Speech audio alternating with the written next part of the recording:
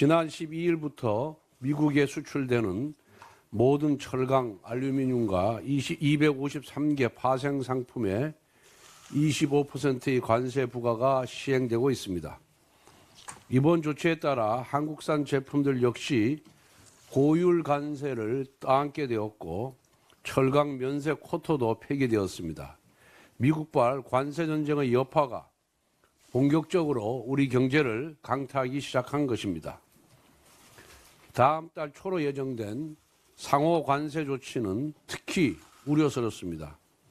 무역 흑자국들의 비관세 장벽을 관세로 환산하겠다는 방침으로 미국 무역 대표부가 접수한 한국 관련 사안에는 소고기 연령 제한, 망 사용료 부과, 유전자 변형 작물 수출 규제 등이 포함되었다고 합니다. 여기에 반도체 자동차와 같은 한국의 주력 수출품에 대한 품목별 관세 도입까지 예고되면서 위기감이 더욱 커지고 있습니다. 나아가 한국이 민간국가로 지정될 가능성마저 제기되고 있어 충격을 더하고 있습니다. 이처럼 불확실성을 극대화하는 트럼프식 협상 전략은 개별 기업들, 특히 중소기업들의 개별 대응이 불가능합니다. 국가적 차원의 총력 대응이 필수적입니다. 현재 각국 정상들이 앞다투어 미국을 방문하고 있으며 정부와 의회가 한 목소리를 내며 그 국가 협상력을 극대화하고 있는 것도 바로 이런 이유 때문입니다. 하지만 우리는 어떻습니까? 대통령과 국무총리 동시 탄핵이라는 초유의 사태로 대미외교 컨트롤타워 부재를 겪고 있습니다. 특히 한덕수 총리는 주미 대사를 역임한 통상 전문가입니다.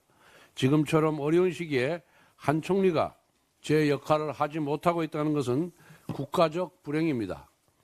지난 12월 민주당 이재명 세력이 벌인 한덕수 총리 졸속 탄핵이 오늘날 외교통상 위기의 가장 큰 원인입니다.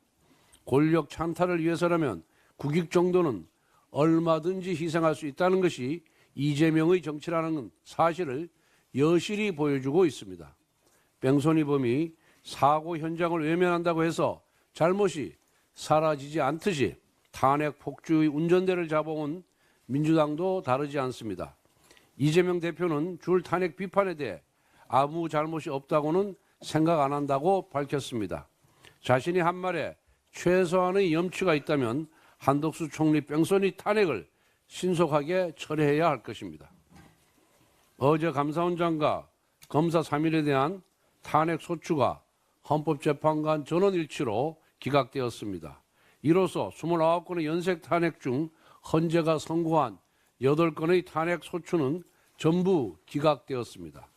법리는 묻지도 따지지도 않고 오로지 장기간 직무정지를 목적으로 남발된 29번의 탄핵 소추는 모두 국정파괴 보복 탄핵이자 이재명 방탄 졸속 탄핵이었다는 것이 여실히 드러났습니다.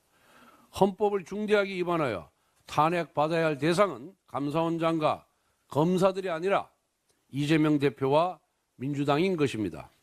이재명 세력은 줄 탄핵으로 죄 없는 사람을 고발하여 징계를 주려고 한 무고죄, 국회 입법 권력을 사적 보복에 동원하여 직무정지시킨 직권남용죄, 내용도 없는 졸속적인 소추문을 작성한 허위 공문서 작성죄를 저질렀습니다. 이러한 범법 세력들이야말로 이제 국민으로부터 정치적 탄핵을 받아야 합니다. 이재명 대표는 29번의 줄 탄핵에 대해 잘못을 시인했습니다. 반성의 진정성이 있다면 이재명 대표가 해야 할 일은 3가지입니다. 첫째, 정략적 탄핵 남발을 포함한 민주당의 입법 독주, 입법 독재에 대해 국민 앞에 석고대죄하십시오. 둘째, 한덕수 총리, 박성재 법무장관 탄핵도 기각이 뻔하니 국정혼란 수습을 위해 탄핵 소추를 철회하십시오. 마지막으로 작년 말 민주당이 탄핵에 이어 2차 보복 차원에서 일방 삭감 처리한 감사원 핵심 예산 60억 원, 검찰 핵심 예산 587억 원을 복원하십시오. 이재명 대표는 지금 일선의 감사원 직원들과 검사들이 어떻게 비리와 범죄를 잡아내고 있는지 아십니까?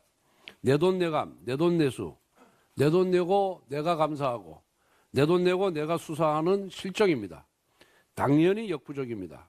이재명 대표는 경기도의 법인카드로 소고기 사 먹고 과일 사 먹는 분인데 본인 지갑에서 돈 꺼내서 수사하고 감사하려면 하겠습니까? 검찰이 해야 할 일 중 하나가 징역 실형이 선고되었는데도 도망치고 다니는 자유형 미집행자들을 검거하는 것인데 올해 1월 자유형 미집행자 검거 건수가 전년도보다 무려 30% 감소했습니다. 이재명 세력이 검찰 예산을 일방적으로 삭감하는 바람에 마약 사범 등 감옥에 보내야 할 범죄자들이 거리를 자유롭게 활개치고 다니는 것입니다. 그뿐만 아닙니다. 지난 1월 범죄 수익 환수액이 전년도에 대비해서 40% 감소했습니다. 불법 도박 사이트 차단 실적도 급감했습니다. 모두 이재명 범법 세력이 저지른 예산 삭감 만행의 결과입니다. 감사원, 검찰, 핵심 예산 보고는 국민을 비리와 범죄로부터 보호하는 민생 정치의 첫걸음입니다. 이재명 대표의 반성이 깃든 화답을 기대합니다.